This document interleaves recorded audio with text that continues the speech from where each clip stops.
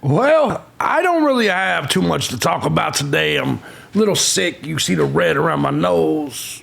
Just not feeling well. You know what I'm saying. But today what I want to talk about is a comment that I typically get in my comment section. Why isn't Brian Kohberger screaming from the mountaintops? And then there was another comment I wanted to respond to. Plus, apparently, we've lost a true crime YouTuber that I didn't even know fucking existed. I'm thejbgunner. This is Crime Time. Let's get into this. This is going to be a smaller video today. Bring it back.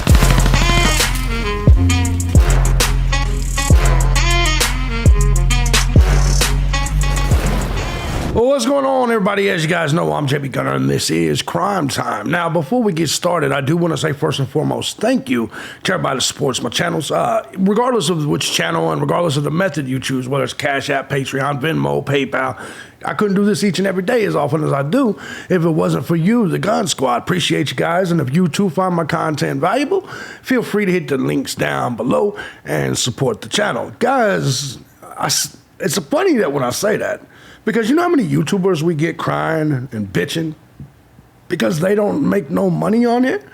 I'm a free market capitalist. Let me explain something to you. You, in any job, whether on YouTube or in real life, you get paid. Not a single one of you are underpaid. Every last one of you get paid exactly what you're worth. At the time of recording this video, my tip jar says $230. That is my worth and value for that specific day. Not a penny more, not a penny less, because the market dictates your value. So when you're a YouTuber that just started a year ago, keep in mind, I've been doing this now, this is my 18th year. I make a living off of the platform because I've learned how to make a living off the platform. But we have other YouTubers who cry and moan and whine because they're just not getting what other YouTubers are getting. Here's the reality. Can the bum basketball player cry and whine and moan because he doesn't get paid what Michael Jordan gets paid? The answer is no. Can some bum third-string quarterback whine and cry and complain because they don't get paid what Tom Brady gets paid? No. The market dictates your value.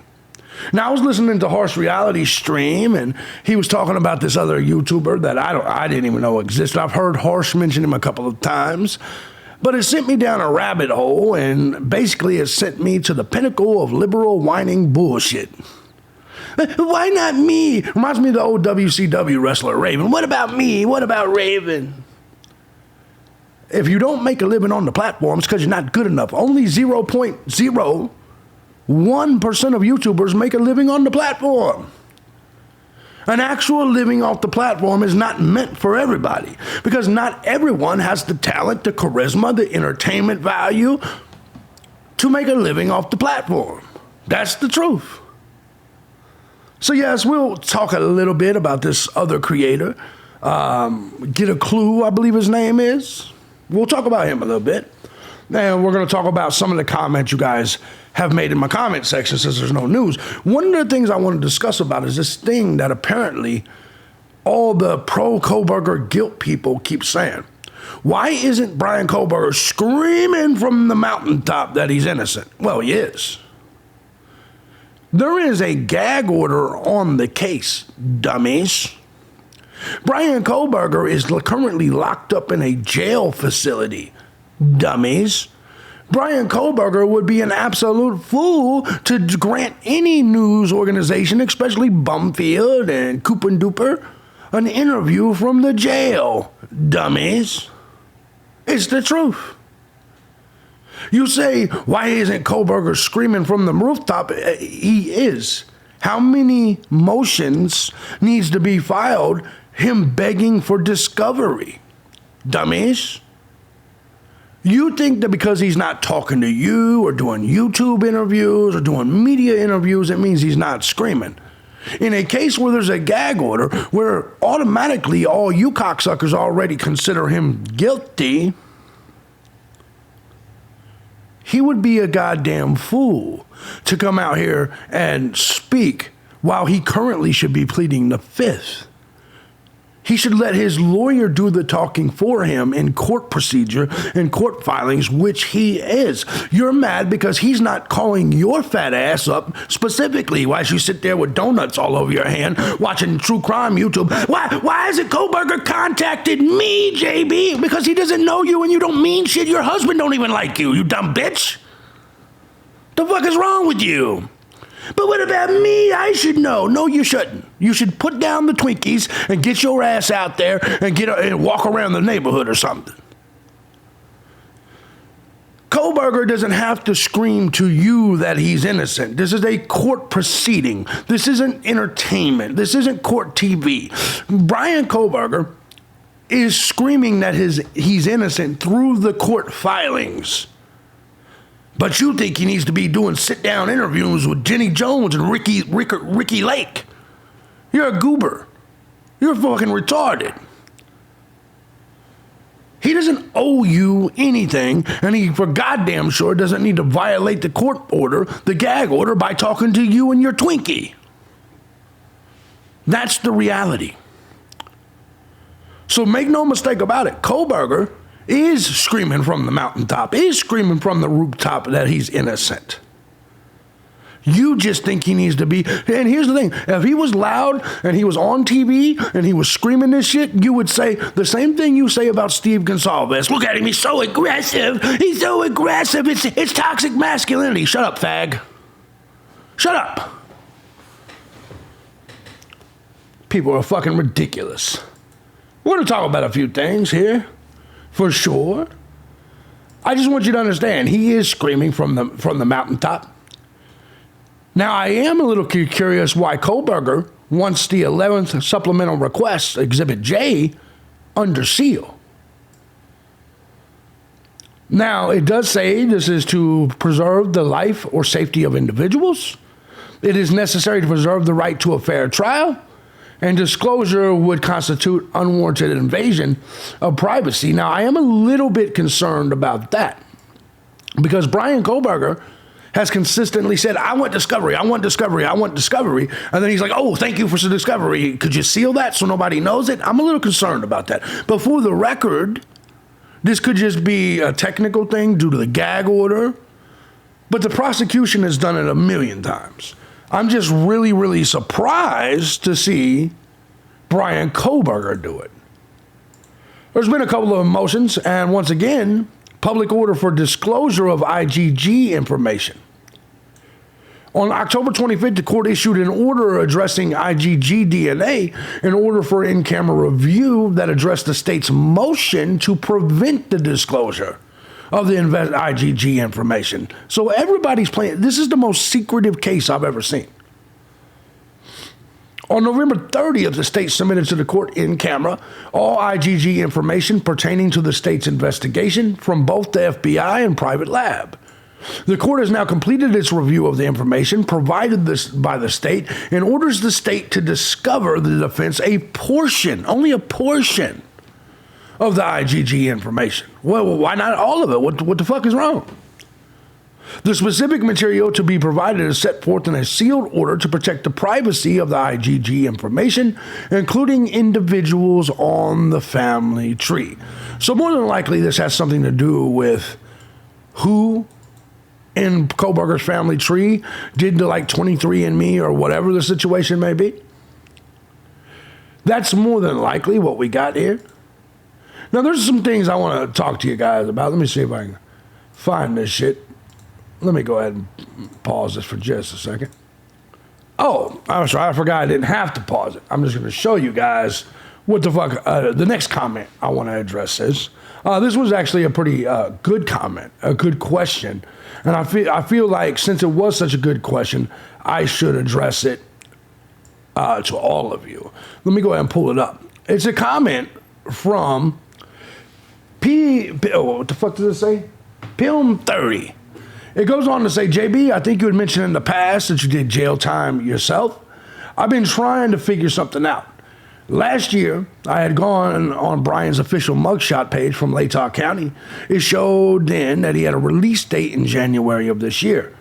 Do you know why they would put a release date for him when he hadn't had his trial? Is that standard? And I responded, good question. Release dates are typically rock solid and rarely in the system by mistake. Typically, release dates are given to people that are already sentenced, and that's an accurate statement. Like, when you go into jail, I will say this. Most of the time, release dates are for someone to have an out date, you got to be sentenced. However, when you are in the county jail, a lot of times your court date, your trial date, is what your next available court date is typically, because you're presumed innocent, to be considered your release date. So right now, under Brian Kohberger's, it may say his release date is January 26th. The reason for that being is because that's his next in-court appearance. And because you are presumed innocent, any court appearance could mean your release date. So typically, that's just what it means. It doesn't mean he's getting out in January. No. He's not getting out this month unless they dismiss the case. But most of the time when someone is sitting in county jail, they look at their court date, their trial date, as their release date. Do you see what I'm saying? But it's not a technical release date. All it means is that that's his next court appearance, which theoretically, for an innocent person, should be their release date. Let me wipe my damn nose. So that is the answer to that question. But, you know, on the internet, there's a lot of people that aren't going to know what that means. There's going to be a lot of conspiracy theories. Does this mean Kohberger's getting out? No, it just means that's his next trial court date, which I believe is January 26th. So it really doesn't mean nothing, and it is typical. Now, let's go ahead and get to something else. Now, Harsh has recently been talking about Get a Clue. I've already mentioned this character a few times. Get a Clue, I guess, is one of the true crime YouTubers. In fact, I hear that a lot of people didn't like him. That doesn't mean anything to me, because there's people that don't like me and they can suck my balls. But let me make something clear. This man started his YouTube channel a little bit before me, November 8th, 2022. I started this one on November 11th. And he has 4.66K subscribers. Now, Get a Clue recently posted this video, and this is something that other people are talking about. And I want to make some things clear. This is typical in the YouTube world. Whenever people attempt to be YouTubers and they fail, and I'm not even saying he failed, but people think you can just get on here and make a living and get wealthy off this platform. Now you can. I've made hundreds of thousands of dollars off of YouTube. Easily. Maybe close to $1 million in my entire lifetime. You can make a living off of this platform, but it's not guaranteed. Some people just don't have the it factor. Some people aren't controversial enough. Some people aren't informative enough. But one of the weakest ways to try to grow is to whine and cry to the audience about making money. I don't go live over here in the true crime world because there's not a lot of money to be made. Most viewers of true crime already have channels that they donate to. And so for me, it's not profitable to be on this channel as often as I am my news channel or my live stream channel. Do you see what I'm saying? And it's something that you have to take. You have to understand the market, and you have to understand your value to the market. You got to understand that when you're doing true crime, typically you're talking to fat women at home that's sitting there while their husbands are working. And have you ever been a husband? Can you imagine coming home and you see your fat wife sitting there with Twinkies and shit, and she's giving all of your hard-working dollars to some YouTuber? You got to understand the general audience of true crime. You understand? It's typically a housewife sitting at home while their husband's off working. Now, I'm saying this is general. I'm not saying this is for everybody, but there's not that much money to make specifically in this field. You got to know the market, and you got to know your market value. You got to know what your value proposition is. What do you bring to these people? And is it worth any money? So to sit and cry about it is weak. But here we go. So here's get a clue. Hey, peeps and peepertons. Now, get right to it. Now I want you to listen to how monotone the speaker is. I want you to understand it's very vanilla, very plain. And typically, if you don't stand out, you're not going to be one of the 1% that earns a living off of YouTube. I just want to make this clear. It's just the way it works. You guys can get mad at me for saying my Twinkie comments and the fat wife comments, but it's intriguing, it's interesting, and it's what gets me paid. There's going to be one of them fat wives right now that's going to hit my links down below and say, I can donate, and they're going to donate to me right here, right now, as soon as they wipe the fucking ooze of the cupcake off the phone after they donate. And then I'm going to come on the next video and say, thank you, fat bitch. That's the way it works. You got to have the it factor. And some of you don't have it. Some of you are vanilla as fuck. That's why women don't want to fuck you, and that's why people don't want to watch your shit. This is my last, final video at YouTube. Ooh. No more videos at YouTube. YouTube has made it clear how I stand with them, apparently, and with it. And I'm not sure what's going on, but I'm going to point you to a video at my Substack, and you can go there where I elaborate on this, so I don't want to go into And detail. you can tell by the thumbnail, he's just a hater because other people get paid. Can't pay the rent, top 5 tips to help you out. Stop paying content creators who can't distinguish shit. So I want you to understand, when these people can't make no money, their next move is to try to shit on content creators that make money. It is literally like an ex-boyfriend or girlfriend saying, what has he got that I ain't got? A lot, bro. A lot. But that's what they try to do. They try to burn the place down on the way out.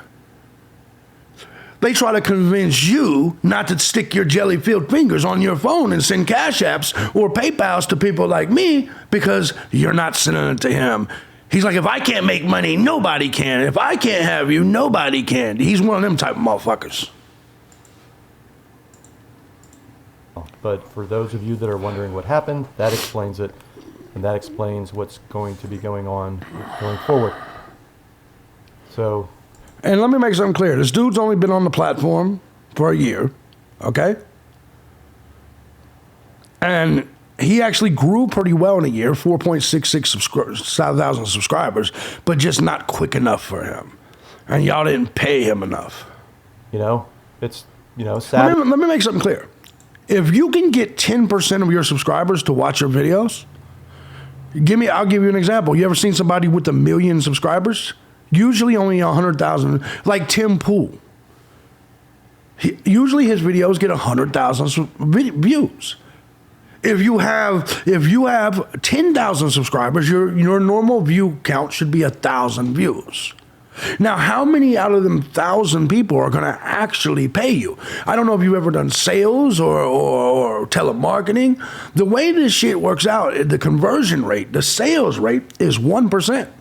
1 to 3%. So if you get 1,000 views, if you can get 10 people to donate to you, that's a solid, thing.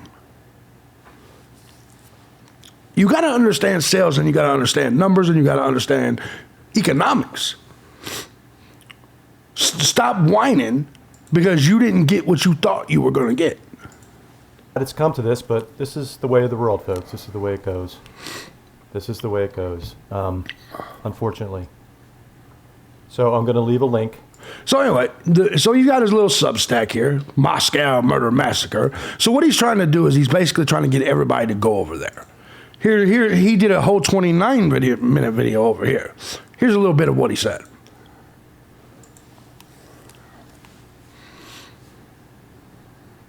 How can we dance when the world is turning? I thought it was an appropriate tune for this. Here we go. For this video. And the time has come. I've reached the end.